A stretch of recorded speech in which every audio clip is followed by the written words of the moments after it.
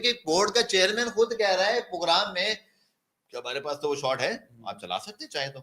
हाँ, अब ये और बात है, बदामी ने अपोलोजाइज किया, ये मे बी के बाद में कोई और हम बात भी सुन लें चेयरमैन कि को चलानी चाहिए थी कि नहीं, लेकिन आप ये देखो कि बोर्ड का चेयरमैन अपने कप्तान का स्क्रीनशॉट दिखा रहा है अपने आप को सेव करने के लिए, अपने आप को सेव करने के लिए। मुझे तो ये समझ आ रही है कि खुद आप ये भी मजे की बात सुनो कि जो सलमान नसीर साहब हैं वो पीसीबी के लीगल एडवाइजर हैं।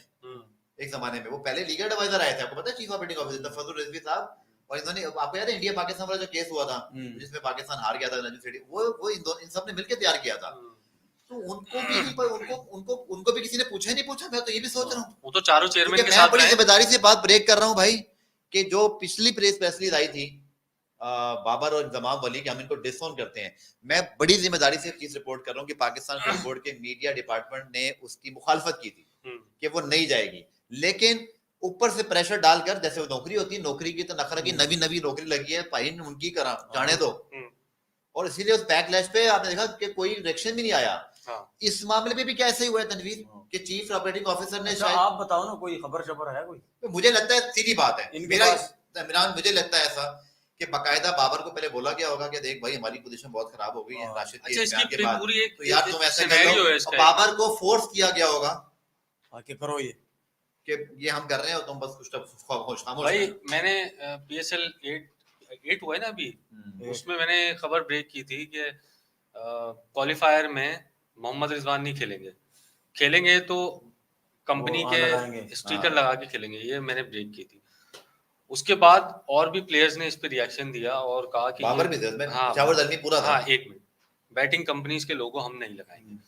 बाबर को परेशानी इसलिए नहीं हुई कि बाबर कराची किंग्स से मूव होके पेशावर ज़ल्मी चले गए और पेशावर ज़ल्मी के पास बैटिंग कंपनी का कोई इख्तियार नहीं था। नहीं ऐसा नहीं, उन्होंने रिजेक्ट करके प्रेस रिलीज दिया। उस जमाने में चीफ ऑपरेटिंग ऑफिसर थे नौशरवार अफंदी, उन्होंने ट्वीट किया कि कोई सरोगेट कंपनी हमसे कांटेक्ट ना करे, एक मिनट इंटरेस्टेड ही नहीं है। बिल्कुल पेशावर ज़ल्मी ने इसको रिफ्यूज किया। इफ्तिखार ने ट्वीट किया था, मुझे याद है। नहीं, नौशरवार अफंदी उस जमाने में पेशावर ज़ल्मी के जो चीफ ऑपरेटिंग ऑफिसर। उसके बाद से ये अंदर ही अंदर प्रेशर क्रिएट हुआ, मामला ये सेंट्रल कॉन्ट्रैक्ट तक गया, ये शिके सेंट्रल कॉन्ट्रैक्ट तक गई है।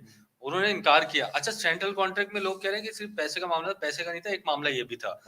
दूसरी बात, ये फिर प्रेशर जब क्रिएट हुआ, स्पॉन्सरशिप का जो ये प्रेशर जब क्रिएट हुआ तो वजारत जो इत्तलात है उसने नोटिफिकेशन जारी किया कि यार ये batting companies state bank involve हुआ। अच्छा हाँ, और दूसरी बात, ये पाकिस्तान क्रिकेट बोर्ड के बहुत मतलब बुरी लगी पाकिस्तान क्रिकेट बोर्ड को ये बात, और ये मैसेज कहीं और से आया था। वजारत इत्तलात को मैसेज कहीं और से आया था कि आप ये बैटिंग कंपनीज को बंद करें, जो पाकिस्तान क्रिकेट बोर्ड को बहुत बुरा लगा और उनको करोड़ों रुपए का नुकसान हुआ इस पे।